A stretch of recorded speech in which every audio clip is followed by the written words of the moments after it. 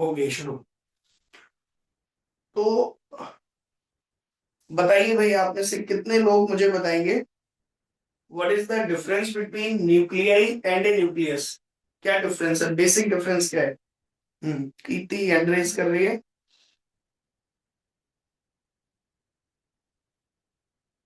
Laptop से मैं allow नहीं कर पा रहा हूँ कीर्ति को बोलने के लिए। Let me make my self को होस्ट। मेक को होस्ट कंफर्म। ठीक है।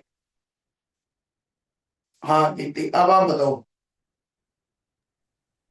सर, न्यूक्लियस तो सिंगुलर फॉर्म में यूज होता है और न्यूक्लियाई प्लूरल होता है। अच्छा चलो, बहुत बढ़िया। ये सिंगल के लिए एक न्यूक्लियर, न्यूक्लियस की जब बात करें, जब सिंगल एंटिटी होगी तो न्यूक्लियस। और मान लीजिए बहुत सारे न्यूक्लियस हैं तो उनको न्यूक्लियाई कह देते हैं। कलेक्शन ऑफ न्यूक्लियस को न्यूक्लियाई कह देते हैं। हाइड्रोजन न्यूक्लियाई मींस बहुत सारे हाइड्रोजन के न्यूक्लियस रखे हुए हैं। ठीक है। पहला एक डाउट ये क्लियर हो गया। दूसरा, अगर मैं आपसे कहूं, ये जो नाम पड़ा है इसका, न्यूक्लियस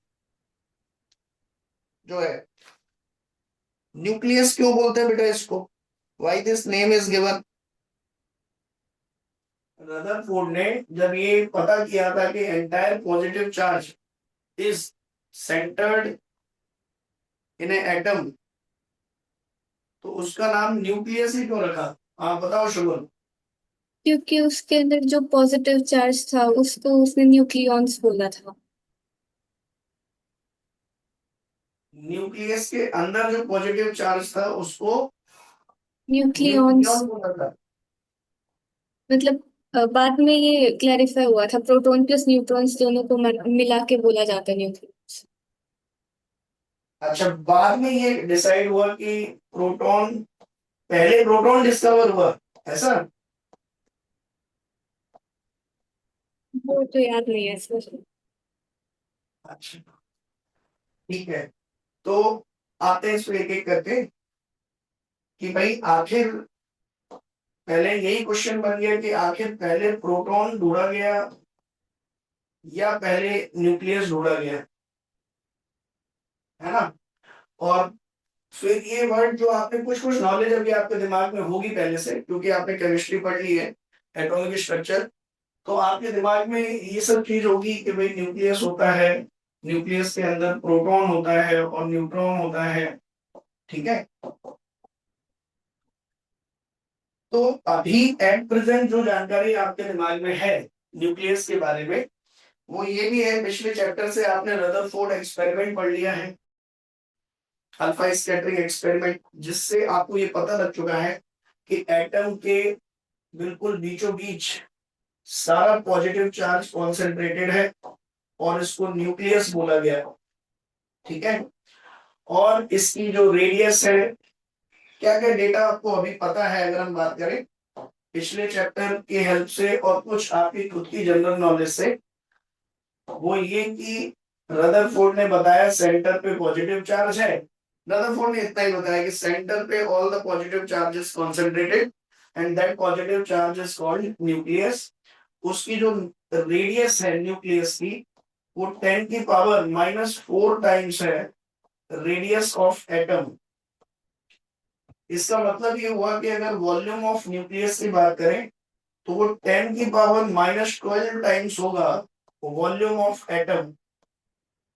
तो ये अभी ये बता रहा है कि लगभग लगभग सारा का सारा एटम खाली है, मतलब almost part of the atom is vacant, क्योंकि जो भी इसका मास और जो भी पॉजिटिव चार्ज है that is almost concentrated in the nucleus.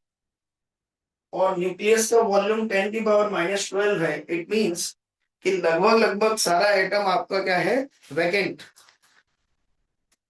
इतनी इंफॉर्मेशन न्यूक्लियस के बारे में आपको पता है। एक और डेटा अगर आप लिखना चाहें, मास ऑफ द जो न्यूक्लियस है दैट इज 99.9%, ये डेटा लिखा हुआ है एनसीईआरटी में, of the mass of atom, ये आपका सेंटर में ही है। ठीक है। इतना डेटा पिछले चैप्टर से आपको पता है, रदरफोर्ड के मॉडल से। इस चैप्टर में बेसिकली हम क्या पढ़ने वाले हैं, जो हमारे सिलेबस में है, जेई मेंस के सिलेबस में और एडवांस में, जहां से क्वेश्चन पूछा जाता है बेसिकली।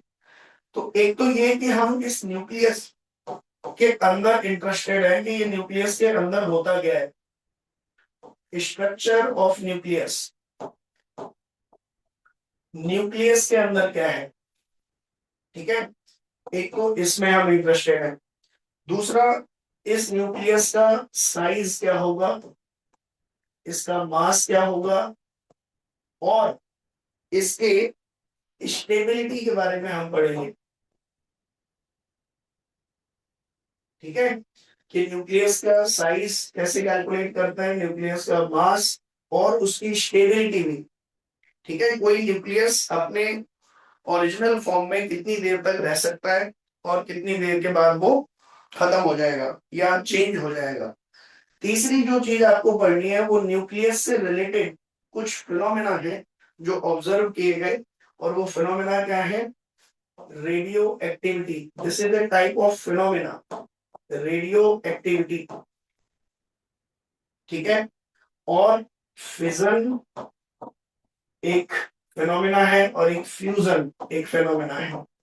तो बेसिकली इन तीन फिनोमेना के बारे में हम पढ़ने वाले हैं। ये तीनों phenomena will play a very interesting role in day to day life.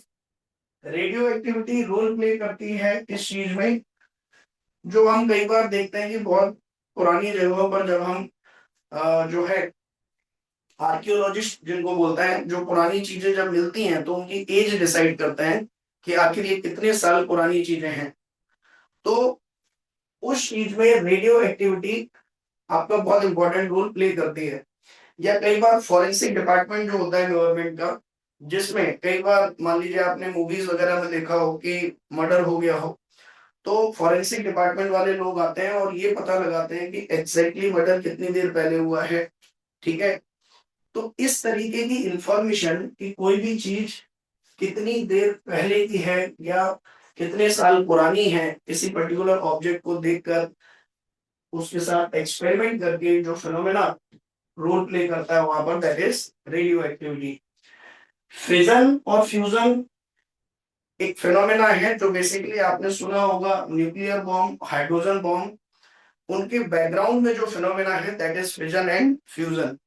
In fact sun के अंदर जो इतनी enormous amount of energy release हो रही है, उसके पीछे भी जो फिनोमेना रोल प्ले करता है दैट इज फ्यूजन। ठीक है, सो ये तीन फिनोमेना डिटेल में हमें स्टडी करने हैं, प्लस न्यूक्लियस के साइज, मास, स्टेबिलिटी और स्ट्रक्चर ऑफ न्यूक्लियस पर। ठीक है, न्यूक्लियस के अंदर क्या होता है, basically we want to enter inside the nucleus. ठीक है, पिछले चैप्टर में केवल रदरफोर्ड के जब आपने अल्फा स्कैटरिंग एक्सपेरिमेंट पढ़ा था, तो आपने केवल उसको न्यूक्लियस को बाहर बाहर से छेड़ा था कि भाई ठीक है, हमारा पॉजिटिव अल्फा पार्टिकल जा रहा है, वो उससे रिफ्लेक्ट होके इधर उधर निकल गया, इसका मतलब बीच में कुछ पॉजिटिव चार्ज रखा हुआ है, दैट इज कॉल्ड न्यूक्लियस। ठीक है, लेकिन अब इस चैप्टर में हम उस न्यूक्लियस के अंदर भी जाना चाहेंगे। ठीक है, so this was the introduction of this chapter कि भाई इसमें हम क्या करने वाले हैं और क्या रिलेवेंट चीज हमारे एग्जाम में इंपॉर्टेंट है। अगर मैं जेई मेंस की बात करूं तो जेई मेंस में मेनली इन दो पोर्शन से क्वेश्चन बनते हैं। अगर मैं आपके एग्जाम पॉइंट ऑफ व्यू से बात करूं तो इन दो पॉइंट से जेई मेंस में क्वेश्चन बनते हैं। रेडियो एक्टिविटी से बेसिकली एडवांस में इंपॉर्टेंट है, ये एडवांस में प्रॉब्लम रेडियो एक्टिविटी पे बनते हैं। ठीक है, फिजन और फ्यूजन पे क्वेश्चन रिलेटिवली कम आते हैं, मेंस में एक आध क्वेश्चन आ जाए तो आ जाए, कभी कभार, बहुत ही सिंपल। ठीक है, तो मेनली ये दो क्वेश्चन मेंस के लिए इंपॉर्टेंट है और ये रेडियो एक्टिविटी के लिए इंपॉर्टेंट है। ठीक है, अब हम बात करते हैं कि भाई चीजें शुरू कैसे हुई और कैसे धीरे धीरे चीजें डेवलप हुई। तो पहले ये सब जानने से पहले मुझे बताओ, अभी आपके सामने केवल एक ही पर्सन है, रदरफोर्ड, जिसने न्यूक्लियस के बारे में सबसे पहले दुनिया को बताया, है ना। तो इसका जवाब इस चीज में छुपा हुआ है कि न्यूक्लियस पहले आया या प्रोटॉन पहले आए। ये इस बात में छुपा हुआ है कि रदरफोर्ड के दिमाग में ये कहां से आया, कि उसने अपने असिस्टेंट, जो उसके दो असिस्टेंट थे, मैटसन और एक और अपने साइंटिस्ट थे, एक्चुअल में रदरफोर्ड ने तो एक्सपेरिमेंट नहीं किया। रदरफोर्ड ने तो अपने असिस्टेंट्स को बोला था कि जाओ जाके अल्फा पार्टिकल्स को अल्फा पार्टिकल्स को गोल्ड एटम पे जाकर हिट कराओ, गोल्ड फॉइल पर। तो मुझे ये बताओ, रदरफोर्ड के दिमाग में ये कहां से आया कि ये जाके करो? उसे थोड़ी पता था कि कुछ ऐसा मिलने वाला है, एटम के सेंटर में कुछ ऐसा मिलने वाला है। From where he was motivated? क्यों कहा उसने ऐसा कि जाओ जाके ये एक्सपेरिमेंट करो? मतलब ही वाज एक्सपेक्टिंग समथिंग ना, कि भाई he want to investigate something, that's why he said कि जाओ जाके एक्सपेरिमेंट करो। एक्सपेरिमेंट हमेशा किसी ना किसी डिजायर से मोटिवेट होकर ही करने को कहा जाता है ना? तो आप जब भी कभी कोई चैप्टर पढ़े या कोई भी एक्सपेरिमेंट पढ़े, तो उसके पीछे ये जरूर पढ़े कि आखिर ये जो एक्सपेरिमेंट है ये क्या सोच के वो साइंटिस्ट ने परफॉर्म किया, इसकी थॉट प्रोसेस कहाँ से आई। तो जब आप ये इन्वेस्टिगेट करोगे तो आपको एक और बहुत बड़े साइंटिस्ट का नाम पता चलेगा, और उनका नाम है आपका,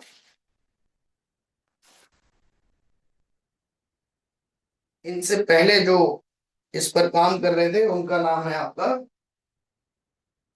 गोल्ड स्टीन। नाम सुना है आपको इनका? ये रदरफोर्ड से भी पहले के व्यक्ति हैं, और इन्होंने एक एक्सपेरिमेंट किया 1886 में। 1886। कितने लोगों ने नाम सुना है इनका?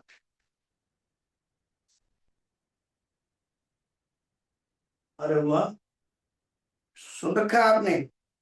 शगुन कौन थे ये बताओ? Very good.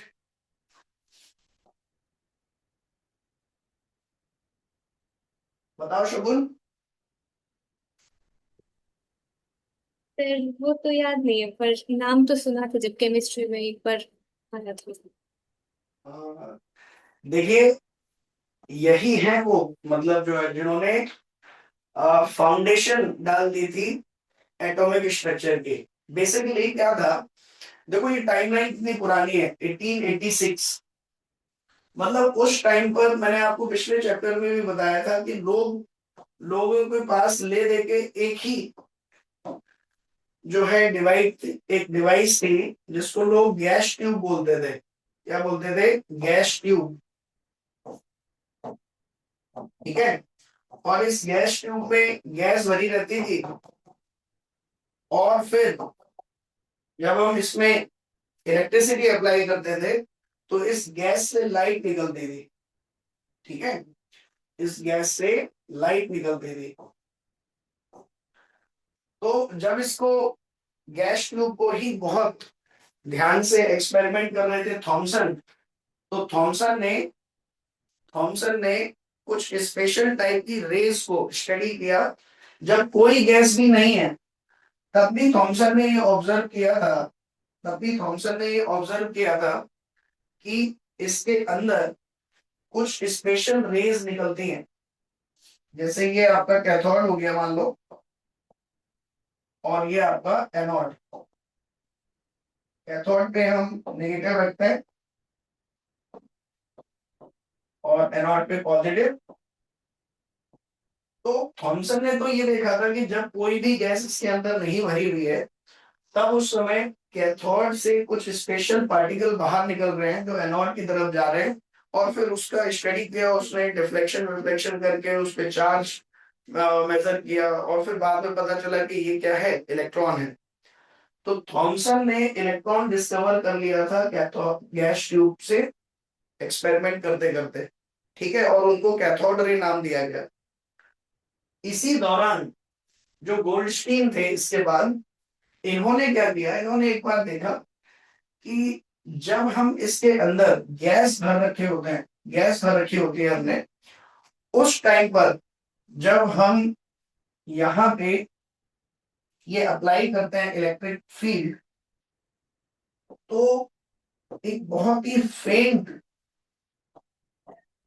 फेंट कलर का जो है एक लाइट उन्होंने यहाँ पर ऑब्जर्व की, जो एनोड से कैथोड की तरफ आ रही है, जो एनोड से कैथोड की तरफ आ रही है, फेंट कलर की लाइट ऑब्जर्व की इन्होंने, और इन रेस को नाम दिया गया एनोड रेस।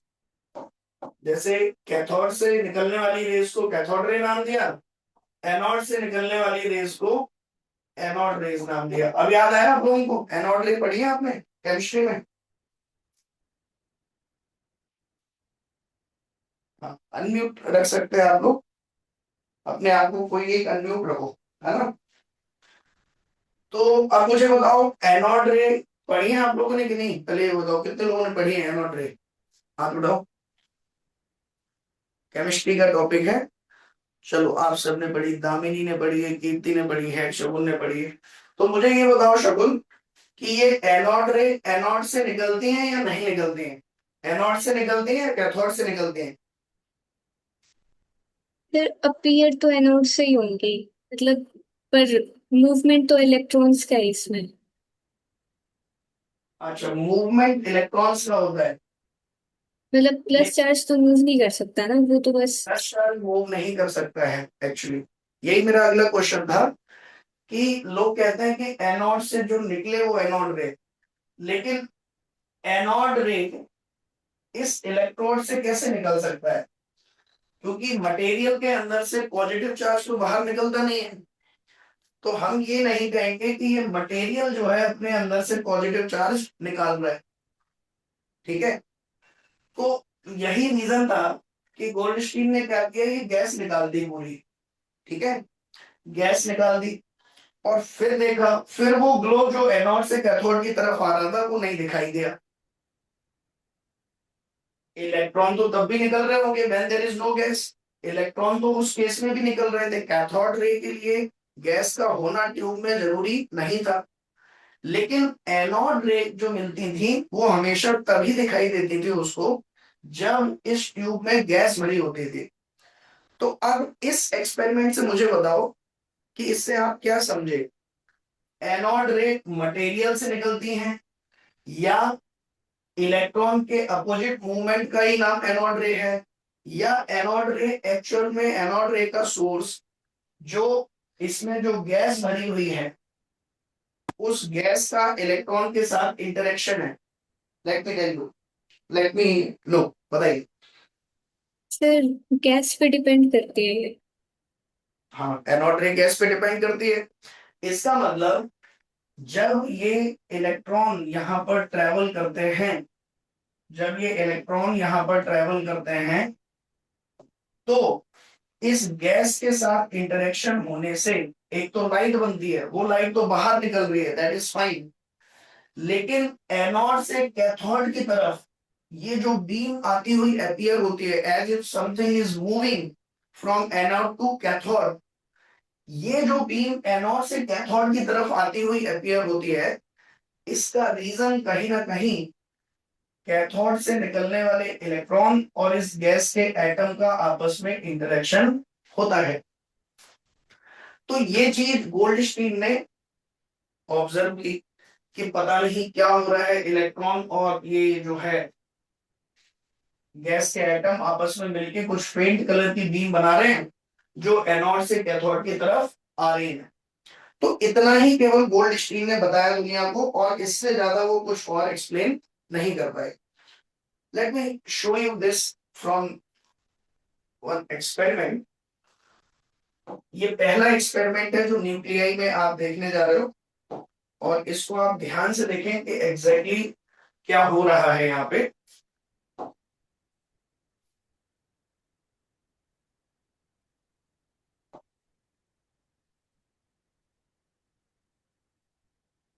देखिए ध्यान से, ये है आपके गोल्डस्टीन जी, जो साइंटिस्ट थे, इन्होंने ही ये ट्यूब कंस्ट्रक्ट की थी, और इन्होंने इनको और डिटेल में स्टडी करने के लिए थोड़ा सा कैथोड रे ट्यूब को थोड़ा सा मॉडिफाई कर दिया बेटा। मॉडिफाई कैसे किया? ये आपका कैथोड हो गया, ये एनोड हो गया, इन्होंने बीच में क्या किया, ये जो आपका कैथोड था, ये जो कैथोड था इधर इस तरफ जो आपको दिख रहा है, इसमें बेसिकली इन्होंने होल बना दिए। क्या बना दिए? होल। ठीक है। और इस कैथोड और इस एनोड के बीच में इन्होंने एक गैस भर दी और कैथोड में छोटे छोटे होल कर दिए। ठीक। और उसके बाद फिर जब इन्होंने ये बैटरी से इसका कनेक्शन किया तो देखो इन्हें क्या देखने को मिला। देखो ध्यान से, परफोर्टेड मेटेलिक डिस्क थी ये, एक मेटल की डिस्क थी, वही कैथोड की तरह एक्ट कर रही थी।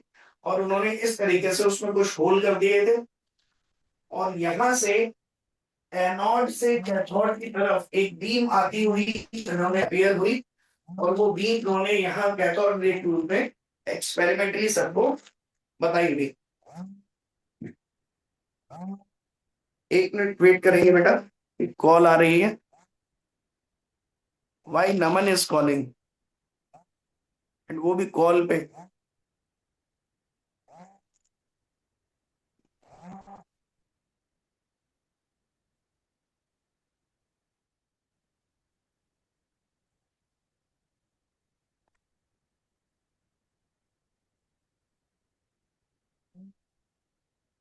Please send class link. Class link भेज तो दिए।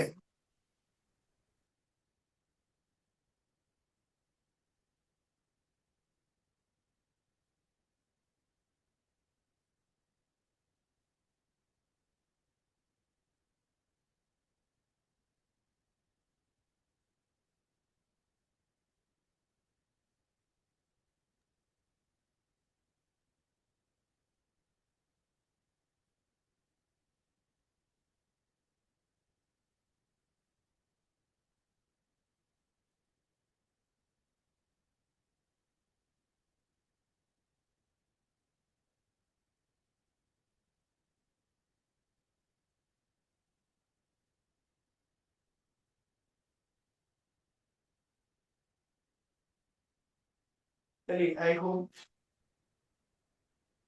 आप लोगों को ज्यादा डिस्टर्ब नहीं हुआ होगा। चलिए, सो देखिए इधर ध्यान से। अब इसमें आप गैस ट्यूब में ध्यान से देख सकते हैं। देखो क्या हो रहा है, इससे निकलने वाले जो इलेक्ट्रॉन्स हैं, आपके जो इलेक्ट्रॉन्स यहाँ से निकल रहे हैं, वो इस गैस, ये देखो ये इलेक्ट्रॉन निकले, इन्होंने इस गैस के एटम से इंटरेक्शन किया और फिर कुछ पॉजिटिव चार्ज इस कैथोड के होल से निकलकर इधर लाइट पैदा कर रहे हैं और ये बीम आती हुई अपीयर हो रही है। एनोड से कैथोड की तरफ इन होल्स के थ्रू कुछ रेज आती हुई अपीयर हो रहे हैं। अब ध्यान से देखिए बेटा, ये जो रेस बाहर निकली, ये इन होल्स में से बिल्कुल ठीक वैसे ही बाहर आ रही है जैसे पानी बाहर आता है एक कैनाल में से। ठीक है। तो इसीलिए इन रेस का नाम शुरुआत में क्या रख दिया? Canal race.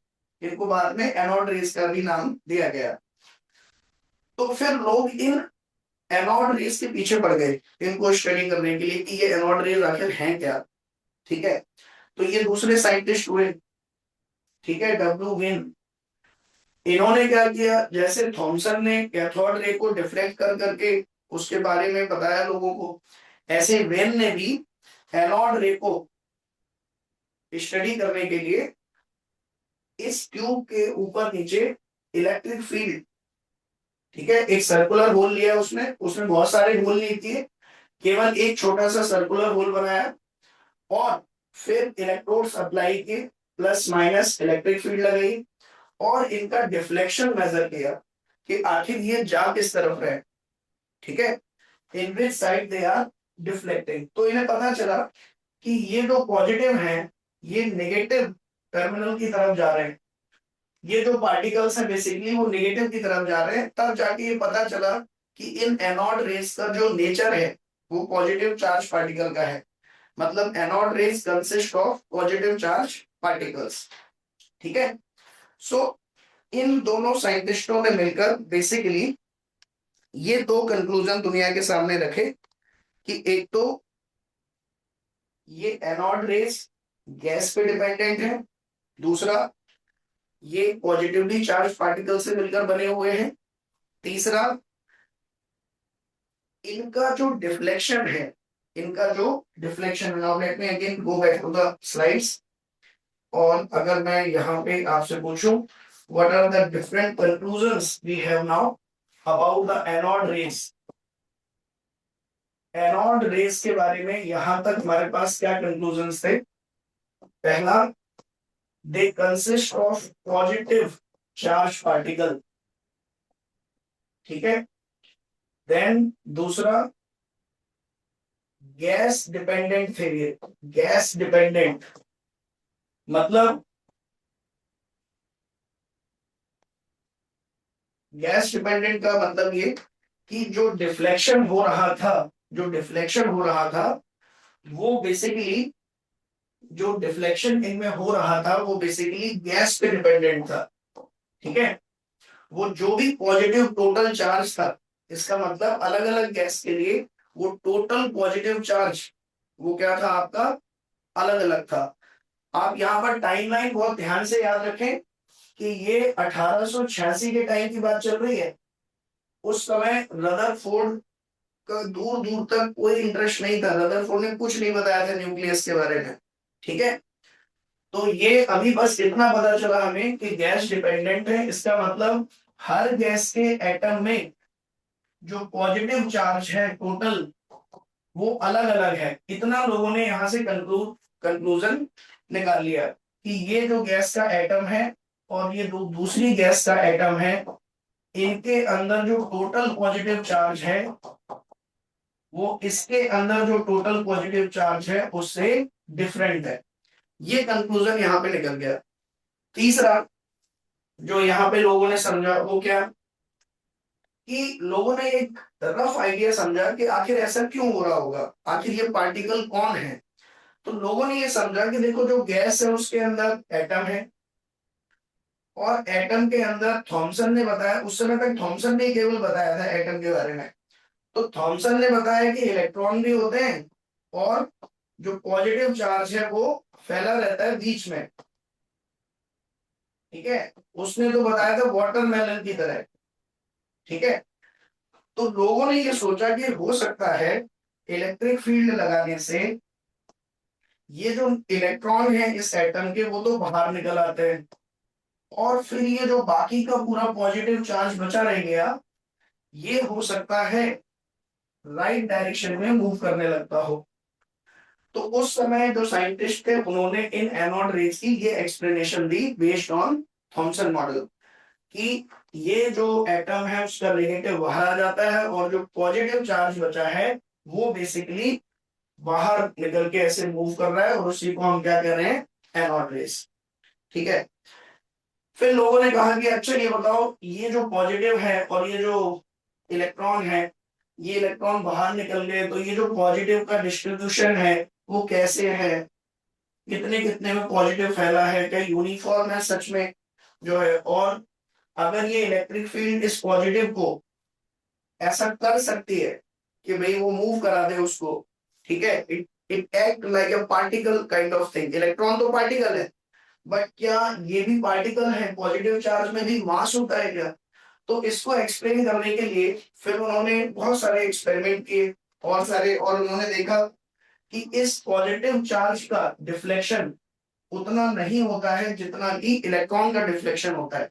जब हम इलेक्ट्रिक फील्ड अप्लाई करते हैं तो इलेक्ट्रॉन का डिफ्लेक्शन काफी ज्यादा अमाउंट से हो जाता है, वेयर एज जो पॉजिटिव चार्ज है उनका डिफ्लेक्शन इतना नहीं हो रहा है।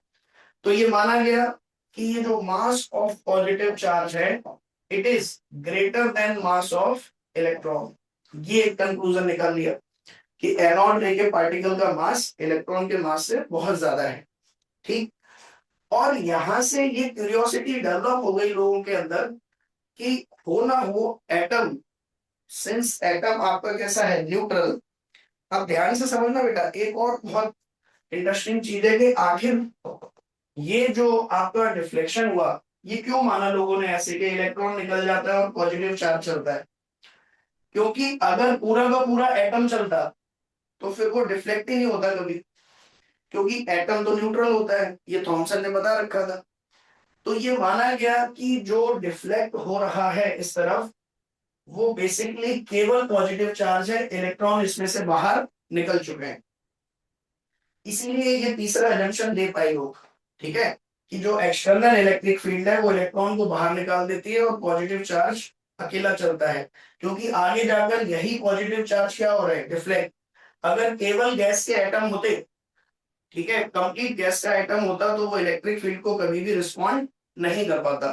तो वो जो छोटा सा होल बना हुआ है उसमें से जो बाहर निकल रहा है वो गैस का एटम नहीं है, वो गैस के एटम का केवल और केवल पॉजिटिव चार्ज है, उसमें इलेक्ट्रॉन नहीं है।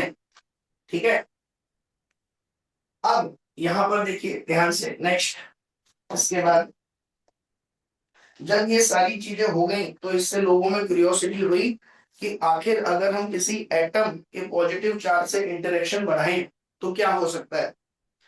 तब जाके तब जाके रदरफोर्ड के मन में क्यूरियोसिटी जगी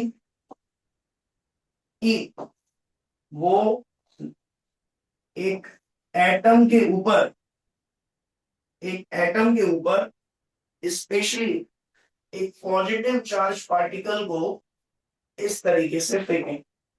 ठीक है ना। तो अब आई होप आपको क्लियर हुआ होगा कि रदरफोर्ड के मन में ये एक्सपेरिमेंट करने की क्यूरियोसिटी क्यों जगी कि मैं एक पॉजिटिव चार्ज को एक एटम की तरफ फेंकता हूं और फिर देखता हूं कि इस पॉजिटिव का इसके पॉजिटिव के साथ कैसा इंटरेक्शन रहता है। उससे मुझे क्या पता चलेगा कि इसके अंदर पॉजिटिव चार्ज किस तरीके से डिस्ट्रीब्यूटेड है। कहीं ऐसा तो नहीं कि सारा पॉजिटिव यहाँ डिस्ट्रीब्यूटेड है। तो अगर ऐसा होता तो डिफ्लेक्शन कैसे मिलता आपको, ये तो सीधा ही निकल जाता, और जो रेज नीचे की तरफ आती उनका डिफ्लेक्शन होता, most of the central line इस तरीके से पास हो जाती। ठीक है, तो अल्फा स्कैटरिंग एक्सपेरिमेंट करने का जो मोटिवेशन था वो बेसिकली यही था कि how positive charge interact with a another positive charge, ताकि we can identify the orientation of positive inside a atom. क्योंकि यही पॉजिटिव बेसिकली बाद में क्या बन रहा था, एनोड रे। तो एनोड रे के नेचर को स्टडी करने के लिए इस पॉजिटिव के नेचर को स्टडी करना जरूरी था, और इस वो एनोड रे के पार्टिकल का बेसिकली साइज मेजर करना चाह रहे थे कि आखिर ये एनोड रे पार्टिकल जो है इनका साइज कितना है। वो कैसे पता लगेगा, ये पता करके कि पॉजिटिव चार्ज कितने में फैला हुआ है और पॉजिटिव चार्ज कहाँ कहाँ फैला हुआ है, ये पता करने के लिए पॉजिटिव चार्ज को ही इसकी तरफ फेंका।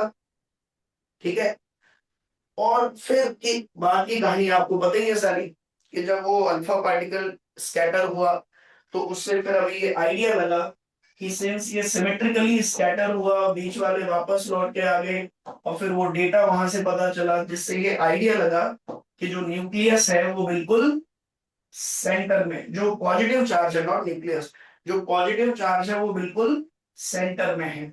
ठीक है, तो रदरफोर्ड ने भी केवल अभी 1911 में सिर्फ इतना कहा था कि जो भी पूरा पॉजिटिव चार्ज है वो बेसिकली किसमें है, सेंटर में है।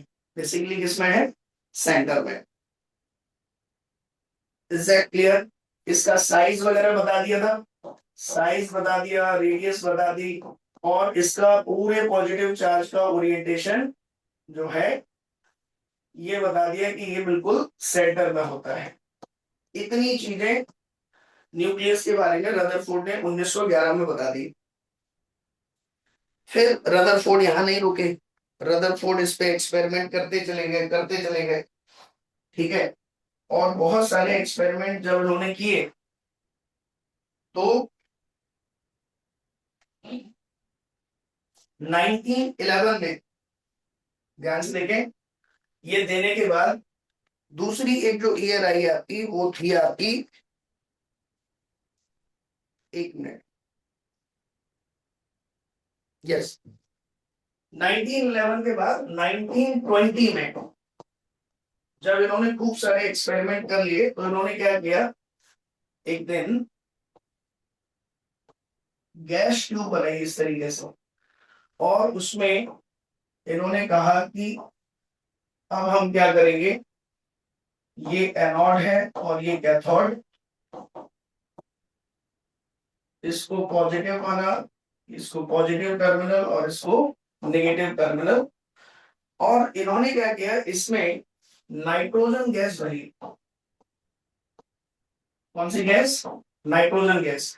क्योंकि इन्होंने ये तो देख ही लिया था कि जो आपकी एनोड रेज हैं वो गैस के नेचर पे डिपेंड कर रहे हैं, they are depending on the nature of the gas. ठीक है, तो ये क्या कर रहे थे, अलग अलग गैस भर भर के देख रहे थे इसमें, नाइट्रोजन, ऑक्सीजन, और सबसे हल्की कौन सी हो गई आपकी? हाइड्रोजन। तो इन्होंने क्या किया, सबसे पहले बिल्कुल हल्की, जो सबसे छोटी गैस पॉसिबल है या जो सबसे छोटा एटम पॉसिबल है, हाइड्रोजन एटम, इसको इसमें डाल के देखा। फिर उनके जो पार्टिकल्स हैं उनका डिफ्लेक्शन ऑब्जर्व किया, उनकी प्रॉपर्टी स्टडी की। ठीक है, हाइड्रोजन गैस के लिए। ठीक है, और वो ये भी समझ गए थे कि बेसिकली ये जो इलेक्ट्रॉन है ये चारों तरफ घूम रहा है और ये न्यूक्लियस है यहाँ पर। ठीक, और फिर इन्होंने इसकी एक्सप्लेनेशन भी दी कि आखिर जब ये इलेक्ट्रॉन यहाँ पर आते हैं, जब आप कैथोड से जो इलेक्ट्रॉन निकलते हैं वो इस हाइड्रोजन के न्यूक्लियस के बाहर जो इलेक्ट्रॉन घूम रहे हैं इसको हटा देते हैं, और ये फिर जो न्यूक्लियस है, ये जो न्यूक्लियस है बेसिकली हाइड्रोजन का, जिससे इलेक्ट्रॉन निकल चुका है, ये न्यूक्लियस ही एनोड रे पार्टिकल है।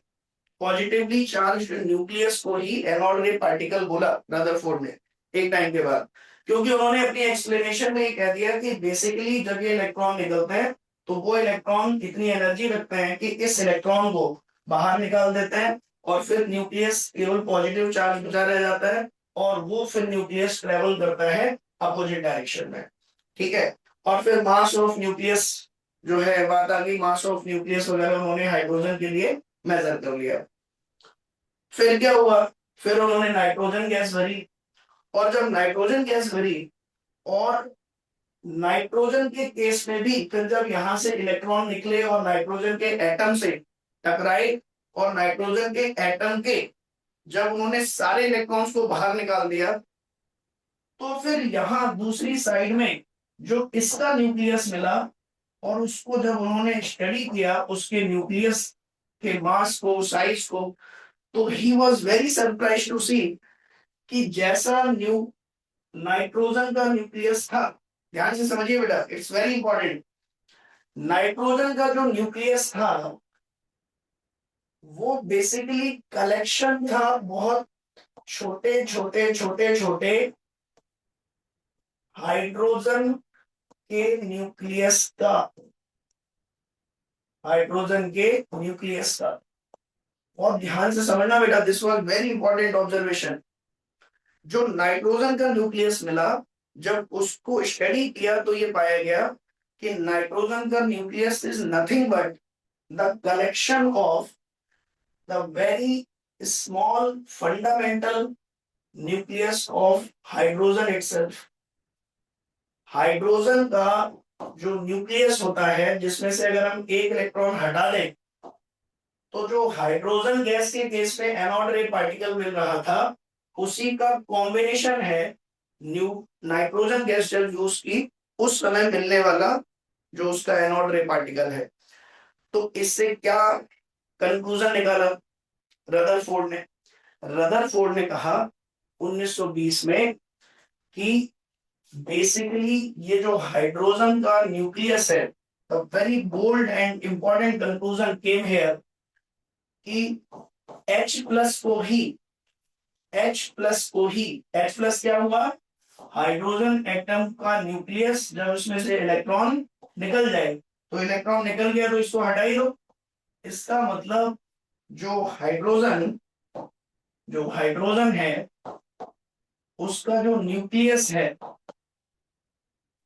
इसे ही आगे चल के ऑफिशियल नाम मिल गया। क्या नाम पड़ा इसका बताओ, एनी गेस? बताओ धामिनी।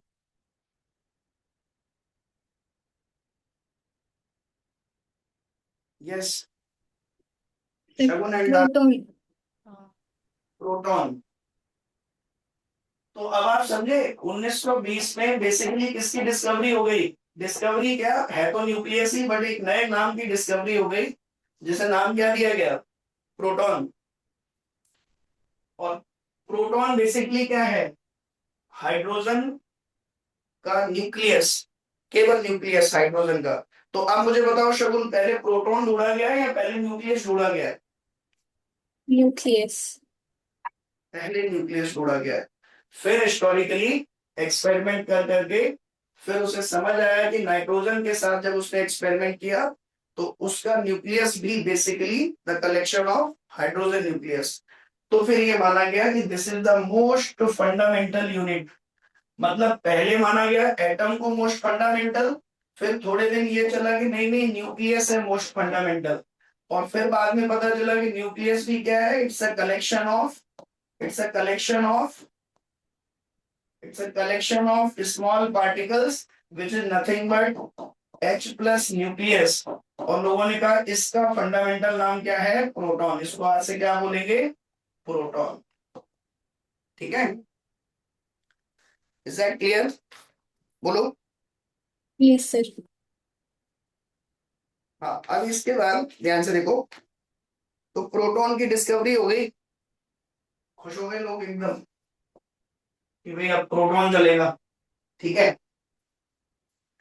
अब बात आई है, बहुत समय तक ये माना जाता रहा कि भाई न्यूक्लियस के अंदर प्रोटॉन प्रोटॉन है। ठीक, फिर लोगों ने कहा कि चलो अब इनको स्टडी करते हैं और कि भाई एटम के बारे में और पता करते हैं। चार्ज वार्ज की तो बात समझ आ गई, अब चलो एटम के मास की बात करते हैं कि मास कितना होता है एटम का। तो अगली जो चीज फोकस में आई लोगों के दिमाग में, वो क्या आई, एटॉमिक मास। एटम का मास कितना होता है, ठीक है, what is the mass of atom. हाँ, Damini is raising hand, yes बताइए दामिनी। सर हाँ। सर जब वो रदरफोर्ड का एक्सपेरिमेंट हुआ था और जब अल्फा पार्टिकल को स्कैटर किया था गोल्ड फॉइल के ऊपर, सर तब हम्म, उस गोल्ड के एटम में से इलेक्ट्रॉन क्यों नहीं निकले? गोल्ड के एटम में से इलेक्ट्रॉन क्यों नहीं निकले? देखो बेटा, ये जो गोल्ड के एटम है, मैंने बताया था उस समय पढ़ाते समय कि जो अल्फा पार्टिकल है उसका मास क्या है, बहुत ज्यादा। दूसरा, इलेक्ट्रॉन यहाँ पर, जो अगर आपको याद हो, हमने ये माना था कि यहाँ पर इस तरीके से न्यूक्लियस बीच में है कहीं। ठीक है, तो यहाँ पर जब ये अल्फा पार्टिकल आपका आ रहा है, बीच में बहुत सारा स्पेस क्या है, वैकेंट। ठीक, तो यहाँ पर हमारा जो एरिया ऑफ इंटरेस्ट था वो क्या था कि अल्फा पार्टिकल स्कैटर कैसे हो रहा है, बिकॉज ऑफ न्यूक्लियस। ठीक, तो पहली चीज तो इलेक्ट्रॉन का इस अल्फा पार्टिकल की स्कैटरिंग पर कोई भी इफेक्ट नहीं लिया गया, नेग्लेक्ट किया गया, because the size of electron is very small as compare to size of alpha particle. तो इनका अगर कोलिजन हुआ भी होगा तो इसका इससे कोई लेना देना नहीं है। दूसरा, सर ये बात बिल्कुल ठीक है कि ये जो अल्फा पार्टिकल, हाँ बोलो बोलो, आप पहले बोलो। सर वो जो गैस ट्यूब एक्सपेरिमेंट था, उसमें तो वो इलेक्ट्रॉन आ रहे थे उस गैस के एटम के पास। उन्होंने हाँ, दूस उन्होंने दूसरे इलेक्ट्रॉन को निकाल दिया और अल्फा पार्टिकल इस गोल्ड के एटम के इलेक्ट्रॉन को नहीं निकाल सकता। वो कैसे सर? देखो देखो, इसमें जब आप देख रहे थे यहाँ पर इलेक्ट्रॉन का इंटरेक्शन बेसिकली किसके साथ हो रहा था आपका, इलेक्ट्रॉन के साथ। जब आपने ये अभी एक्सपेरिमेंट जो देखा और वो इलेक्ट्रॉन निकाल के फिर वो पॉजिटिव चार्ज बन के निकल गया। ठीक, यहाँ पे आपका ये कहना है कि ये जो अल्फा पार्टिकल है इसके अंदर कुछ एनर्जी होगी सर, तो वो एनर्जी बेसिकली ये जो प्लस है वो इस इलेक्ट्रॉन से टकरा के इसको निकाल दे रहा होगा, निकालना चाहिए था। ठीक है, तो हाँ ये पॉसिबिलिटी है कि ये इलेक्ट्रॉन निकले, लेकिन आप ये समझो कि यहाँ पर जो ये इलेक्ट्रॉन है या जो एटम है वो सॉलिड का पार्ट है बेटा। आप आगे चल के पढ़ोगे photoelectric effect dual nature में, here this atom is a part of foil. याद है हमने कहा था फॉइल थी एक। तो यस यहाँ सर। पर जो इलेक्ट्रॉन है वो बेसिकली मान लो इसके न्यूक्लियस से फिर भी फ्री हो गई, लेकिन पता चला बाद में एक दूसरा एटम बिल्कुल पास में है, उसके न्यूक्लियस ने पकड़ लिया इसको। ठीक है, लेकिन गैसेस में क्या होता है, एटम बहुत दूर दूर होते हैं, तो वहां पॉसिबिलिटी है कि अगर एक से इलेक्ट्रॉन निकला तो वो पूरी तरह से क्या हो जाए, फ्री, और बाहर की जो इलेक्ट्रिक फील्ड है उसको बहा ले जाए। लेकिन मेटल के अंदर दो एटम इतने पास में होते हैं कि हो सकता है अगर एक से फ्री भी हुआ तो दूसरे ने फिर उसको पकड़ लिया। ये आप आगे पढ़ोगे फोटो इलेक्ट्रिक इफेक्ट, उसमें हम ये पढ़ेंगे कि जब एक मेटल पर लाइट डालते हैं तो उस मेटल से इलेक्ट्रॉन बाहर निकलते हैं। ठीक है, तो हम ये देखेंगे कि हर मेटल का अपना एक वर्क फंक्शन होता है, मतलब एक मिनिमम एनर्जी जब तक आप उसको प्रोवाइड नहीं करोगे, मेटल से आप कुछ भी टकराते रहो, वो इलेक्ट्रॉन बाहर नहीं निकालेगा। जैसे आपके पास कोई मेटल पड़ी है, आप अपने हाथ से उसको ठोक रहे हो, अब आप कह रहे हो देखो सर मैं अपना हाथ टकरा रहा हूँ इससे, तो इसका इलेक्ट्रॉन बाहर क्यों नहीं आ जाते, मैं इसको थोड़ा ऐसे खटखट कर दूं दीवार से तो इलेक्ट्रॉन गिर जाने चाहिए। तो ऐसा कहते हैं कि जब भी किसी मेटल से इलेक्ट्रॉन निकलता है तो उसको बाहर निकलने के लिए एक्स्ट्रा अमाउंट ऑफ एनर्जी चाहिए होती है, जिसको उस मेटल का वर्क फंक्शन कहते हैं। अल्फा पार्टिकल उतनी एनर्जी प्रोवाइड नहीं कर पाया। Is that clear? Yes sir. ठीक है, गुड क्वेश्चन, अच्छा क्वेश्चन था ये। अब आप देखिए नेक्स्ट, हम डिस्कस कर रहे थे इस चीज पे कि एटॉमिक मास, लोग इंटरेस्ट इसमें लेने लग गए कि एटम का मास कैसे मेजर करें। रदरफोर्ड ने ये तो बता दिया कि सारा का सारा मास न्यूक्लियस के अंदर है, और न्यूक्लियस के अंदर आपके बेसिकली क्या है, हाइड्रोजन का न्यूक्लियस। ठीक है, जिसको प्रोटॉन माना लोगों ने, ध्यान समझना बेटा। तो अभी तक केवल यही माना जा रहा था कि न्यूक्लियस के अंदर क्या है, केवल प्रोटॉन, हाइड्रोजन का न्यूक्लियस। ठीक, तो अब क्या हुआ, इसके मास को मेजर करने के लिए उस समय एक डिवाइस आ गई थी जिसका नाम था स्पेक्ट्रोमीटर। स्पेक्ट्रोमीटर, टाइम हो जाए तो बता देना बेटा मुझे। ठीक है, स्पेक्ट्रोमीटर, स्पेक्ट्रोमीटर से हम मेजर करते थे मास किसी भी एटम का। उस समय चलती थी ये डिवाइस, खूब थॉमसन ने भी यूज की, रदरफोर्ड ने भी यूज की। Mass of any atom is measured by spectrometer, और जब कार्बन के एटम का मास मेजर किया गया स्पेक्ट्रोमीटर से, तो वो मास मिला आपको 1.992647 इंटू 10⁻⁻27 kg, इतना मास मिला जाके। ठीक है, लोगों ने कहा कि भैया इसको बार बार नहीं लिख पाएंगे हम, ये इतना बड़ा बड़ा मास, कोई नई यूनिट डिफाइन करो। तो फिर लोगों ने कहा कि चलो आज से हम एटॉमिक लेवल पे मास को डिफाइन करने के लिए एक नई यूनिट डिफाइन करेंगे, जिसका नाम रखा AMU, एटॉमिक मास यूनिट। और एक एटॉमिक मास यूनिट जो होगी वो किसके बराबर ली, ये भी डिफाइन किया गया 1.660, ये डेटा आप नोट कर लेना, विषय ये दे रखा है आपकी बुक्स में, इंटू 10⁻⁻27 kg। ठीक है, अब एक क्वेश्चन है मेरा, 1U को इस तरह से भी डिफाइन किया गया, it is 1/12 of C12 atom, मतलब कार्बन के एटम का 1/12। तो मेरा आपसे ये क्वेश्चन है, ये आप पता करके आना हिस्टोरिकली कि भाई कार्बन इज फ्यूजन, कार्बन को ही क्यों चूज किया गया ये स्टैंडर्ड बनाने के लिए और स्पेक्ट्रोमीटर में यूज करने के लिए, या पता है आपको तो कोई बताना चाहे तो बता सकता है। How many of you know, hand raise कर सकता है अगर पता है तो, और नहीं पता है तो फिर आप ये चीज पता करके आएंगे, अगली क्लास में वी विल डिस्कस। ठीक है, नाउ फिर ये देखा गया, लोगों ने कहा कि अब चलो मेजर करते हैं, कैसे मेजर करेंगे। अच्छा शगुन रेज देते हैं, यस, चलो शगुन बताओ, अगर आप बताना चाह रहे हैं तो बताइए। फिर उसकी अबंडेंस हाई होती है, जो भी अर्थ पे मटेरियल पाया जाता है उसमें। अर्थ की अबंडेंस हाई होती है, कार्बन कार्बन की, ज्यादा मिलता है। कार्बन जो नेचुरल सब्सटेंसेस है उनमें उसका ज्यादा पोर्शन होता है। कार्बन का। Yes sir. अच्छा, इसीलिए हमने कार्बन को ऐसे माना कि प्लस वो स्टेबल कार्बन भी का ज्यादा होता है। स्टेबल भी ज्यादा होता है।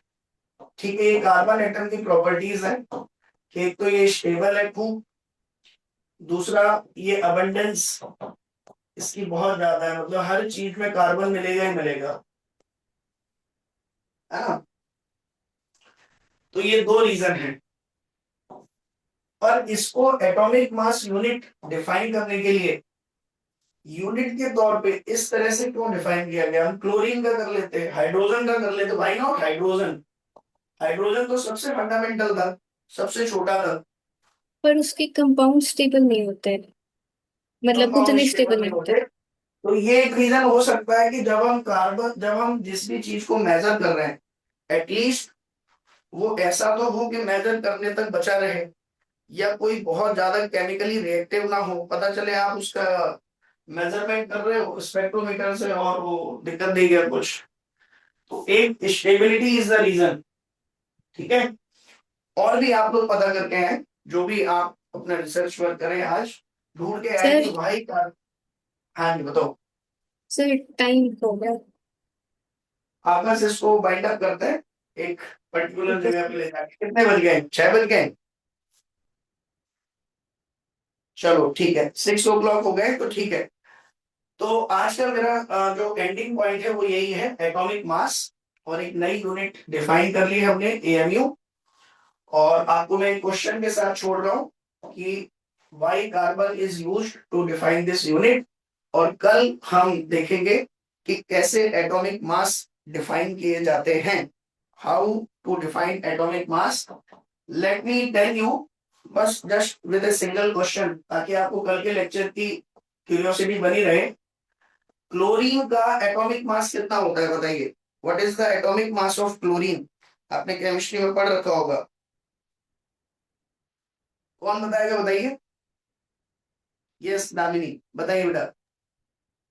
सर 17। नहीं, एटॉमिक मास यूनिट में पूछ सर रहा हूं मैं, thirty five atomic point mass unit. Thirty 30, five point five होता है। 35.5। 35 चलो 5 यू ये मान लिया, है ना।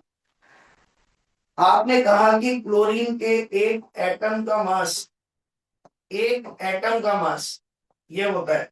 फिर ये क्या लिखा रहता है? कई बार ऐसे हम सुनते हैं कि 35.5 ग्राम, ये क्या होता है? ये एटॉमिक मास हो गया, ये क्या होता है 35.5 ग्राम में? यस, बताओ शुभम। सर वो 1 मोल ऑफ क्लोरीन एटम्स का मास होता है। एग्जैक्टली 6.023 इंटू 10 की पावर 23 एटम का मास है ये। एटम का मास है, मतलब इतने मॉलिक्यूल एक मोल में होते हैं, तो ये एक एटम का मास ये है। तो इतने एटम का मास जब आप इससे मल्टीप्लाई करोगे तो बेसिकली आपको ये रिजल्ट मिलेगा ग्राम में। ठीक है, और एक यू का आपको पता ही था, वो वैल्यू यहाँ रख देना और फिर इससे मल्टीप्लाई कर देना तो ये मिल जाएगा। ठीक। लेकिन अब जब स्पेक्ट्रोमीटर डिवाइस मान लो आज मैंने तुम्हें दे दी, घर पे ऑर्डर करके करवा दी तुम्हारे, और तुमने कहा कि सर ने बताया है कि एक क्लोरीन के एटम का मास 35.5 यू होता है। लेकिन जब आपने स्पेक्ट्रोमीटर में क्लोरीन का एक एटम दिया मैंने तुम्हें, ठीक है, आपको कहीं से आप गए दुकान पे, आपने कहा भैया एक क्लोरीन का एटम दे दो, और उसने कहा ये लो क्लोरीन का एटम, और आपने जब उसको मेजर किया तो क्लोरीन का जो एटम का मास निकल के आया वो आपका इसके इक्वल नहीं आया। 35.5 यू के इक्वल नहीं आया। इनफैक्ट वो निकल के आया 34.98 यू, ये निकल के आया। आप फिर गए दुकान पर, आपने कहा 10 एटम दे दो क्लोरीन के।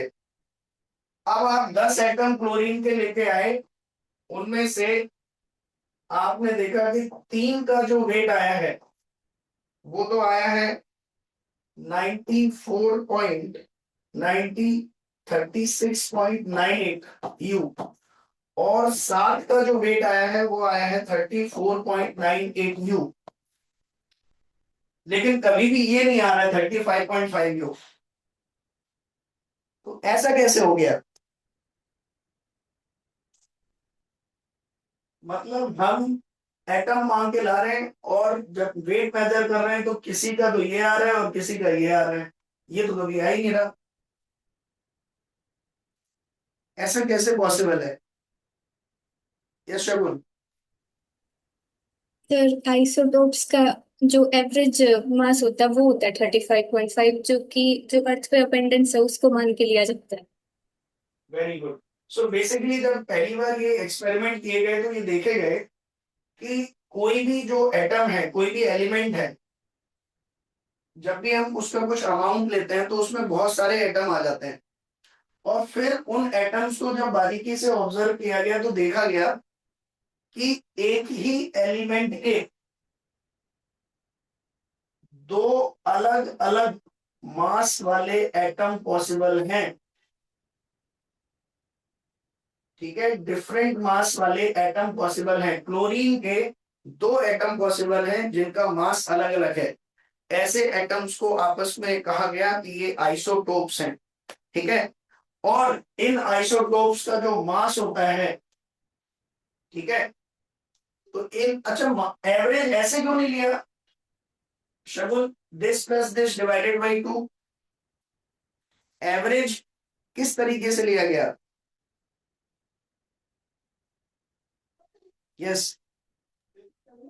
सर उनकी अबंडेंस भी तो देखनी पड़ेगी ना, मतलब total mass upon total molecules, या मतलब सॉरी एटम्स।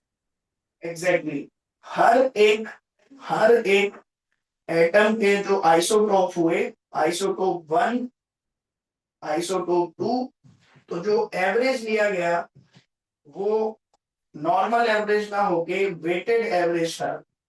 Weighted average. तो एक बात बताओ शगुन, जो मेरा क्वेश्चन है वो अब आएगा कि ये जो वेटेड एवरेज लिया गया वो ऐसे लिया गया कि मान लो इस हम जब एक कलेक्शन लेते हैं, मान लो 100 एटम लिए मैंने, तो ये देखा गया कि पहला वाला 75% है और दूसरा वाला 25%।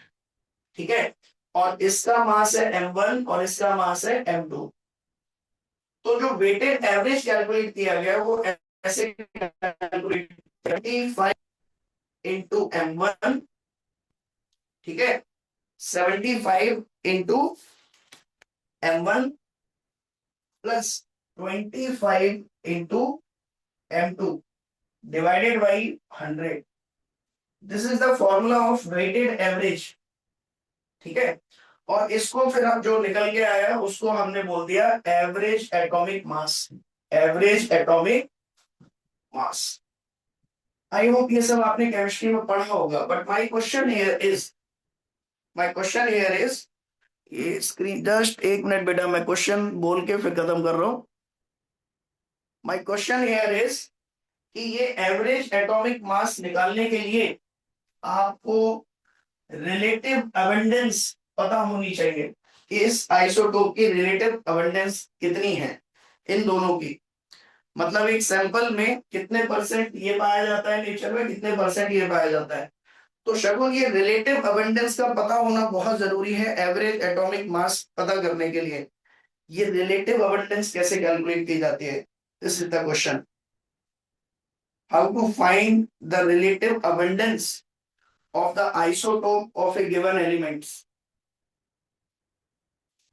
So ये 2 क्वेश्चन के साथ मैं आज आपका लेक्चर फिनिश कर रहा हूं यहाँ पे। First one is why carbon 12 is chosen for 1U definition, and second one is relative abundance, ये कैसे मेजर की जाती है नेचर में किसी आइसोटोप्स के, ऑफ आइसोटोप्स। ठीक है, और कल के लेक्चर में इन दोनों क्वेश्चन का आंसर जब हम देखेंगे और एटॉमिक मासेस को देखेंगे, तो फिर कल के नेचर में हमें पता चलेगा कि how the neutron was discovered. ठीक है, चलो take care, bye bye, thank you for your patience. I hope आप लोगों ने एंजॉय किया होगा। Take care, bye bye.